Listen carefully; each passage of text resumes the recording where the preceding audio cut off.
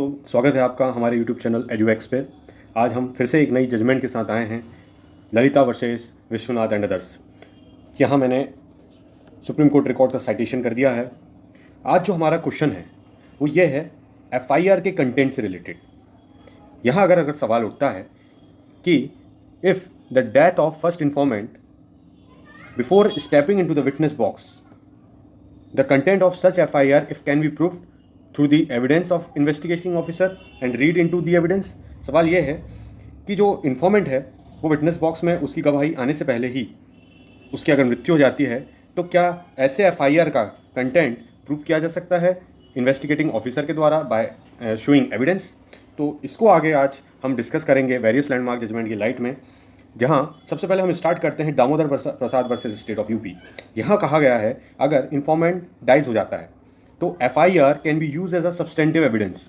दोस्तों, हम ज़्यादातर मानते हैं कि एफआईआर एक सब्सटेंटिव पीस ऑफ एविडेंस नहीं होती है, but in this case FIR can be consider as a piece of substantive evidence, but some prerequisite condition must be follow and that prerequisite condition is here is that कि FIR एक substantive piece of evidence लेंगे अगर जो informant है उसकी death must have nexus with the FIR file, या किसी तरीके से ऐसा कोई ना कोई लिंक शो हो with any evidence regarding the FIR. बहुत ही बारीकी से यहाँ पे बताया गया है कि एफआईआर को सब्सटेंटिव एविडेंस माना जाएगा, पर उसकी सबसे प्रिकॉशनरी कंडीशन यही है कि जो इन्फॉर्मेंट की डेथ है उसका किसी न किसी प्रकार से नेक्सस मतलब जुड़ा होना चाहिए जो एफआईआर के कंटेंट जो स्टेटमेंट्स है उससे रिलेटेड, या किसी न किसी तरीके से कोई लिंक होगी उस एविडेंस जो एफआईआर में वो बता रहा है, शो कर रहा है, जो या फिर कंटेंट ऑफ द एफआईआर अगर हम टोटली लें। यहाँ in case of the death of the informant has no nexus, कोई नेक्सस नहीं है विद द कंप्लेंट लॉज, जो कंप्लेंट दर्ज की गई है उसके साथ कोई भी नेक्सस नहीं है और वो एक नेचुरल डेथ मरता है या did not succumb to the injuries inflicted on him in relation to the matter, ना ऐसे उस मैटर से रिलेटेड ना उससे कोई ऐसी क्षति हानियाँ हुई है, तो जो कंटेंट है एफआईआर का उसे हम एडमिसिबल नहीं मानेंगे। It is not admissible in evidence. दोस्तों, इसी कड़ी में हम आगे बढ़ते हैं। यहाँ पे देखते हैं कि किस अवस्था में जो इन्वेस्टिगेटिंग ऑफिसर प्रूफ कर सकता है एफआईआर के कंटेंट को, कर भी सकता है या नहीं भी कर सकता है। इस सवाल को देखने से पहले section 67 of Indian evidence act and section 65, जिसे हम भारतीय साक्ष्य अधिनियम में कहेंगे सेक्शन 65, उन परिस्थितियों में एफआईआर प्रूफ नहीं की जा सकती इन्वेस्टिगेटिंग ऑफिसर के द्वारा।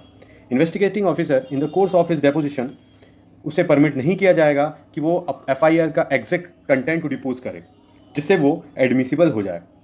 सिर्फ उसको यही परमिसिबल है लॉ के द्वारा कि अपने डिपोजिशन में वो आइडेंटिफाई करे क्या signature of the first informant जो अगर ख़त्म हो चुका है and that of his own, उसके या खुद के उस एफआईआर में, and he can depose about the factum of the FIR being registered by him on a particular date and particular police station. यहाँ पे फैक्ट्स एंड सर्कमस्टेंसेज भी look किया जाएगा along with the signature of the first informant as well as that investigating officer as well. इसमें हम section 65 को थोड़ा बारीकी से देखते हैं। What actually it is? The proof of signature and handwriting of a person alleged to have signed or written document produced. यहाँ ये कह रहा है अगर कोई document is allege to be signed, ऐसा बोला गया है कि वो साइन किया गया है या फिर रिटर्न किया गया है होली या फिर पार्ट में किसी भी पर्सन के द्वारा, तो जो सिग्नेचर है या फिर हैंडराइटिंग है उस हद तक of so much of the document जितना एलीज किया गया है वो to be in that person hand writing must be prove to be in his hand writing, ये प्रूव करना पड़ेगा कि वो उसकी हैंड राइटिंग में। तो यहाँ पर पे before stepping into the witness box अगर इन्फॉर्मेंट की डेथ हो जाती है तो यहाँ पर पे इन्वेस्टिगेटिंग ऑफिसर को पूरा अपने डिपोजिशन में पूरे कंटेंट ऑफ द एफआईआर को बताने की जरूरत नहीं है। ये जो लॉ के द्वारा उसे परमिट किया गया है कि वो ये बताए जो सिग्नेचर है उसकी खुद की और जो इन्फॉर्मेंट की है। आगे बढ़ते हैं। अब यहाँ इस जजमेंट में ये मैं आपको पैरा भी यहाँ पे साइड कर रहा हूँ, आप इसको सुप्रीम कोर्ट की साइट पे जाकर के देख सकते हैं। पैरा 30 आप इसका पढ़ेंगे तो आप यहाँ देखेंगे एफआईआर किन किन के द्वारा रजिस्टर की जाती है। ऑनरेबल सुप्रीम कोर्ट ने वेरी स्पेसिफिकली यहाँ पे कोट किया है कि FIR can be registered bye a victim या विटनेस या कोई भी उसके द्वारा।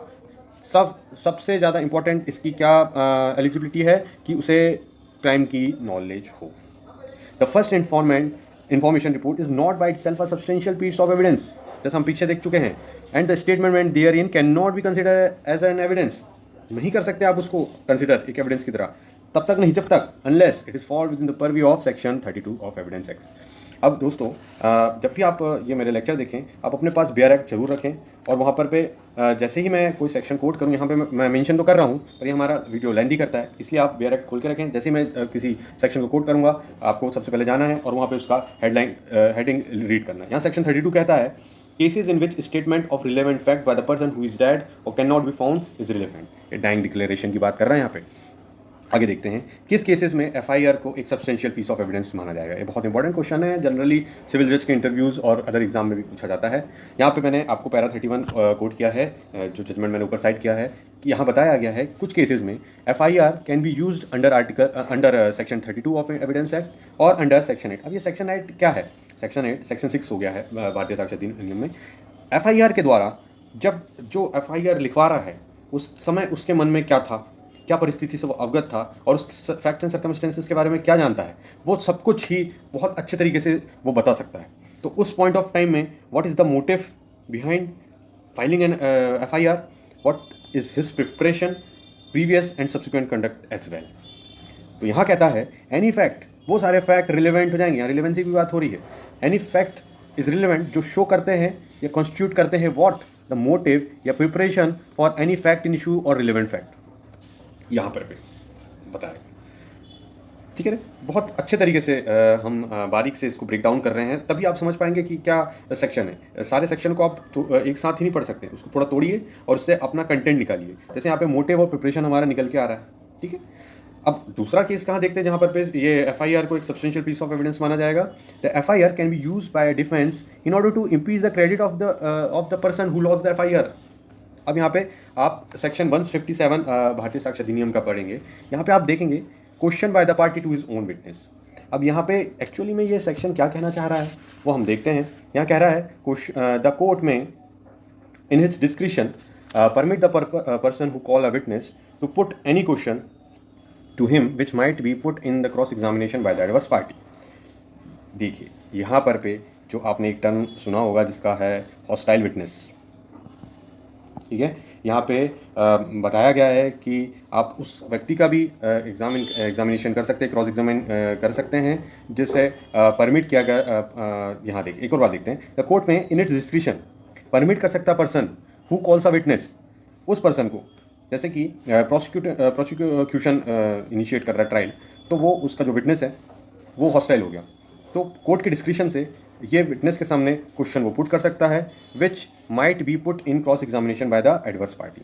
ठीक है, क्रॉस एग्जामिनेशन में एडवर्स पार्टी के द्वारा भी पुट किए जा सकते हैं। Nothing in this section shall disentitle the person so permitted under subsection 1 to rely on the part of the evidence of such witness. देखिए जितना पार्ट रिलायबल है उस पर पार्टी रिलाय कर सकती है। ठीक है, यहाँ पे ये चीज़ देखने को मिलती है। आगे बढ़ते हैं। It is the foremost information the police gets about the commission offence what actually FIR is. ये फॉरमोस्ट इन्फॉर्मेशन है, सबसे पहले प्रथम सूचना, नाम से क्लियर हो रहा है। Which can be use to corroborate the story. देखिए दो वर्ड आपको बहुत सुनने मिलेंगे, एक होगा corroborate and other one is contradict. ठीक है, यहाँ पर पे आप देखेंगे कि ये फॉरमोस्ट इन्फॉर्मेशन है जिसे हम कोरोबरेट कर सकते हैं, जो भी story put forward by the first informant under section 157, या उसे हम कॉन्ट्रडिक्ट कर सकते हैं under section 145 of India evidence act. अब ये जब से न्यू लॉज आए हैं क्रिमिनल लॉ, उसमें ये सेक्शन चेंज हो गए हैं। सेक्शन 160 यहाँ पे क्या कहता है? फॉर्मर स्टेटमेंट ऑफ विटनेस में be prove. Former statement, FIR is nothing but it is a former statement. क्या है ये? Former statement. It is a part of corroborative evidence. गवाह ने पहले कुछ कहा था, अब कुछ और कह रहा है, तो उसको कोरोबरेट करेंगे पहले स्टेटमेंट से जो कॉम्पिटेंट अथॉरिटी के सामने दिया है। ठीक है, यहाँ पर पे आप पढ़ सकते हैं तो आपको वो सारी चीज़ें मिल जाएगी। सेक्शन 148 यहाँ पे बोला है कि हम उसके कॉन्ट्रडिक्ट कर सकते हैं। पहले तो आपने ये बात बोली थी, अब आप ये बात कह रहे हैं, तो कॉन्ट्रडिक्ट करना सेक्शन 148 हमें बहुत अच्छे से बता रहा है। सेक्शन 148 को आप बाइफरकेट करेंगे तो ये देखेंगे यहाँ पे लिखा है a witness cross examine as to the previous statement. देखिए former statement, previous statement, link जुड़ी हुई है। Made by him in writing और reduce into writing without such writing being shown to him, बिना दिखाए हुए। लेकिन if intended to contradict him in by writing, अगर कॉन्ट्रडिक्ट करना चाहते हैं तो उसका अटेंशन उस स्पेसिफिक पार्ट से आप दिखाएंगे, those part of it which are to be use for the purpose of contradicting him. ठीक है दोस्तों, आगे बढ़ते हैं। मेरा पैरा 33 में ये हम एक और देखते हैं। पैरा 33 में ये बताया गया है कि there is a plethora of decision taking the view of that an FIR can be a dying declaration if the informant dies of his injuries after lodging the same. Similarly वही जो हम पहले बात करे थे कि एक तरीके से लिंक होना चाहिए, डायरेक्ट लिंक। ठीक है, डायरेक्टली एक और बार हम सबसे पहले फर्स्ट जहाँ पे हम देखे थे वहाँ एक और बार देख लेते हैं। यहाँ आप देखेंगे हमने दो बात बोले थे। सबसे पहले जो इन्फॉर्मेंट की डेथ है, कुछ ना कुछ उसका नेक्सस होना चाहिए विद द FIR फाइल, और किसी ना किसी तरीके से लिंक होना चाहिए रिगार्डिंग दैट FIR। ठीक है, ये जजमेंट आप अपने से खुद से देखें डिटेल में, यहाँ आपको बहुत डिटेल मिलेगा, पर यहाँ पे सिर्फ और सिर्फ अपने रिलेवेंट पैरा मेंशन किया है। ठीक है दोस्तों, ये रहा आज का हमारा वीडियो। इसी तरीके से हम नेक्स्ट वीडियो आएंगे। आप ये सीरीज़ से जुड़ने के लिए चैनल को सब्सक्राइब करें और बेल आइकन प्रेस करें ताकि आप कोई भी नोटिफिकेशन मिस ना कर पाए। धन्यवाद।